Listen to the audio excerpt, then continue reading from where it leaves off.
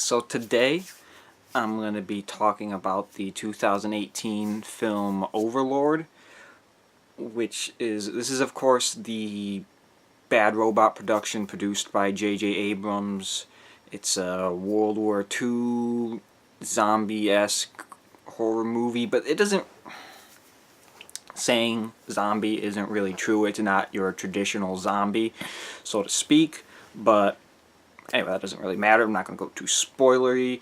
This is, of course, not a Cloverfield movie like some people had originally thought, and I had... like some people had originally thought, and I kind of hoped. I'll talk about that later. But overall for this movie, I'll say that I liked this movie a lot. I thought it was really good, honestly. It was very well directed. I don't remember the guy's name off the top of my head who directed it. I know he's been signed on to direct the Flash Gordon reboot, so clearly people have got their eye on this guy now. But what he did was really good, and it's kind of disappointing that the movie can get so cliche and predictable at times. The movie was too smart to do some of these dumb things that it did. It was kind of disappointing to me in that aspect, but then it was also a little satisfying too, because the movie could have been a lot worse. You know, with this premise, with the story they were telling, it could have been like, oh, this movie sucks. But no, this movie was really, really good. It was very well directed. It was very well acted. Everybody was good. It seemed like a kind of soft R. That they could have been a little harder on the R, more gore, more language. But I don't know if that's really a negative, because I feel like what it did worked for what they were doing, so to speak. I don't remember how much swearing and F words were in the movie, but you know, it definitely wasn't a hard R. Is one thing I can say. I really liked the opening, kind of the vintage sort of title card and opening. The opening logo sequence, or whatever you want to call it. The logo sequence and the title card and everything. It was all kind of vintage, and then they brought that back again in. They brought that back again in the end credit scene. It reminded me of Super 8 a little bit like that, which just makes sense. It's J.J. Abrams again, but he directed that movie at least. And I knew this movie was going to be good, because usually anything J.J. Abrams touches is going to be pretty good.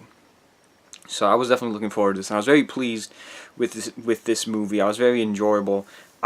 Honestly, I would have liked to have known less about the movie, because the beginning, it didn't get there as quick as I had thought it would have.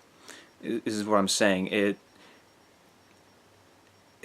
You're expecting the horror, zombie, supernatural aspect of it, and you're almost kind of expecting it to come sooner. They could have marketed this movie without revealing the zombie side of things, and you could have been surprised, like, whoa, wow, we're doing this, we're switching here. I think that could have been very effective, because there's enough in that first part of the movie where nothing supernatural and nothing horror is going on. There's enough in that part of the movie that they could have put in a trailer and marketed it as that. But then you run the risk of oh, this is a war movie. You get a different type of audience. Different type of people are coming to see it. Less people who might have wanted to see a horror movie are coming to see it. So I don't know. I'm not a marketing guy. I just personally wish I had known less about the movie. And it's not even a trailer aspect of it too, because even before we saw trailers, it was just kind of known that this was like a World War II zombie, Nazi zombie Wolfenstein type thing, which it basically was. But it's still zombie isn't exactly the right, correct word for it, or at least not the zombie that I'm used to seeing. Maybe there's some other movie or TV show out there that features zombies similar to this, and those are classified as zombies, and so they're like it's accepted to be zombie. I don't know. I just it's not how I see zombies. Uh, I wanted to come back to the Cloverfield, the Cloververse thing. This, of course, Cloverfield having this shared multiverse with 3 different universes. Cloverfield, 10 Cloverfield Lane, Cloverfield Paradox. They're not actually connected. I feel like that's a big misconception people have. These movies don't exist in the same timeline.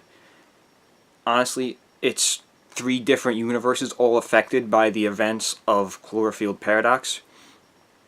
Now, this for a long time was rumored to be the 4th Cloverfield movie, and eventually it was said to not be true. And they did say that the next Cloverfield movie will be a direct sequel to the first Cloverfield, which is something that I'm very much looking forward to. Can't wait to see that. But this was of course announced to not be a Cloverfield movie, which I'm not sure how I feel about this. Obviously, I would have loved to see another Cloverfield movie. I think you couldn't take this movie as it is and just say it's a Cloverfield movie. You would have needed more to the story. I think that would have been really good if there was just that extra bit of Cloverfield twist of something else behind what was going on. I've got some interesting ideas in my head popping up right now of how they could have done that, how they could have incorporated Cloverfield elements without changing the movie much besides like the last 5 or 10 minutes. I was even looking for maybe any small little nods to Cloverfield stuff, even like a reference to Kelvin or the Slusho stuff J.J. Abrams is always implementing in his movies. I didn't see anything like that. But I don't know if this should have been a Cloverfield movie or not. I guess it has to... The best way to tell if this movie should have been a Cloverfield movie is to look at this movie as time goes by. If we're still talking about this movie in 5 or 10 years, I think, yeah, it was a good decision not to make it a Cloverfield movie. But if we kind of forget about this movie, if it's not remembered as much, then it probably would have benefited as being a Cloverfield movie, as being part of a collection, part of a thing, a bigger picture, for example. Because it's tough. It's tough to say. It's tough because you look at 10 Cloverfield Lane, which is, it's really just that last little bit, just like Cloverfield Paradox, that last little bit that's tacked on there, kind of forced in, shoved in, whether it fits or not, and it's just, now it's Cloverfield. How would the movie have been without it? Obviously, tacking Cloverfield on to the title gets a lot more audience in to see it. So, I guess as long as it doesn't truly affect the movie too much, then I think it's okay. Like, I don't think the tacked on bit to 10 Cloverfield Lane affected the movie too much from what we know about the original plot of, I think it was just called The Cellar at this point. I think if they had just released it as The Cellar, people would have seen it, they would have liked it. It was like a March or February release or something like that, April maybe, I don't really remember. It was early 2016, was it 2016? Goodness, it feels a long time ago already. But it just would have been a movie people liked, people talked about, forgotten next year. But now this movie survives a little bit long because it is Cloverfield. So I think it would be interesting to see what happens with Overlord, to see if people forget about it, to see if it doesn't live on as much. And maybe it would have been better as a Cloverfield movie, Operation Cloverfield or something they could have called it. I don't know. The Cloverfield serum. I'm just spitballing here, giving you guys some good ideas. It's probably going to be tough tying everything into Cloverfield. The more of these movies they make, you know.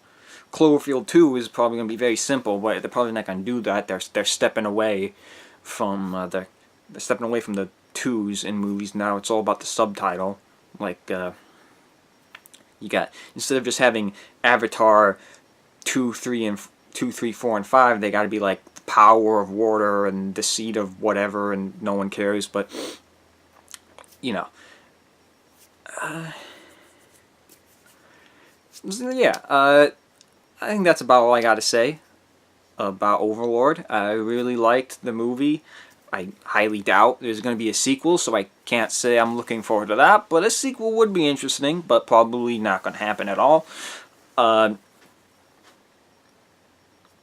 looking forward to whatever comes next for Cloverfield, and I guess it's kind of related. I'll say I'm looking forward to whatever the next J.J. Abrams film is, which it'll honestly maybe be Star Wars Episode 9.